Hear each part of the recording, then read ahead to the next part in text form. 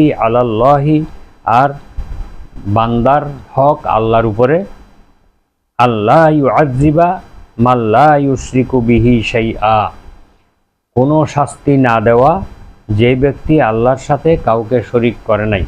যেই ব্যক্তি আল্লাহর সাথে কাউকে শরিক করে নাই তাকে কোনো শাস্তি না দেওয়া, এটা হচ্ছে আল্লাহর উপরে বান্দার হক, অর্থাৎ আল্লাহর কাছে বান্দার প্রাপ্য এটাই, যে শাস্তি না দেওয়া। ফাকুলতু ইয়া রাসূলাল্লাহ, অতঃপর আমি বললাম, হে আল্লাহর রসুল, আফালা উবাশশিরু বিহিন নাস, আমি কি এই সুসংবাদটা মানুষের মধ্যে প্রচার করে দেব না, মানুষকে এই সুসংবাদটা দিয়ে দেব না?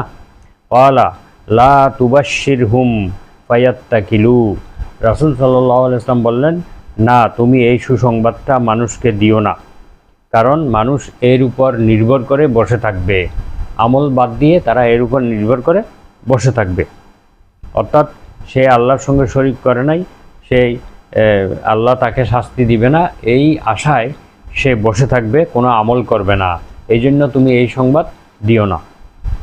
অন্য হাদিসে এসেছে যে মুআজ ইবনে জাবাল রাদিয়াল্লাহু আনহু এই সুসংবাদটি তার মৃত্যুর পূর্বে এই হাদিসটি বর্ণনা করেছিলেন, কেননা এলেম গোপন করলে গুনাহ হবে, এই জন্য তিনি এই হাদিসটি প্রকাশ করে দিয়েছেন, বর্ণনা করে দিয়েছেন। তো আমরা এই হাদিসের সংক্ষিপ্ত ব্যাখ্যা করব। মাল মুরাদু বিল হাক্কি ফি কওলিহি হাক্কুল্লাহি আলাল ইবাদ ও হাক্কুল ইবাদি আলাল্লাহ, অর্থাৎ হাদিসে উল্লেখিত বান্দার উপরে আল্লাহর হক এবং আল্লাহর উপরে বান্দার হক বলতে কি বোঝানো হয়েছে। এখানে হক শব্দটি আবিধানিক অর্থ হচ্ছে অধিকার, প্রাপ্য, কর্তব্য, অংশ এবং ওয়াজিব ইত্যাদি অর্থে ব্যবহৃত হয়। হাদিসে উল্লেখিত হাক্কুল্লাহি আলাল ইবাদ, বান্দার উপরে আল্লাহর হক বলতে এখানে বান্দার অবশ্য করণীয় বা অবশ্য কর্তব্য বা ওয়াজিব বোঝানো হয়েছে। অর্থাৎ বান্দার উপরে অবশ্য ওয়াজিব ফরজ হচ্ছে আল্লাহ তাআলার ইবাদত করা এবং তার সঙ্গে কাউকে শরিক না করা।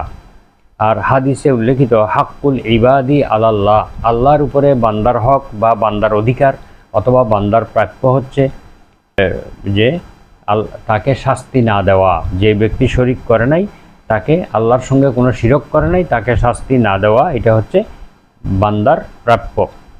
এখানে আল্লামা কুরতুবী রাহিমাহুল্লাহ তিনি বলছেন এখানে বান্দার হক বলতে বান্দার প্রাপ্য ওয়াজিব বোঝানো হয়েছে, কারণ আল্লাহ তাআলা তার বান্দাগণকে তাদের নেক আমলের পুরস্কার দেওয়ার প্রতিশ্রুতি দিয়েছেন।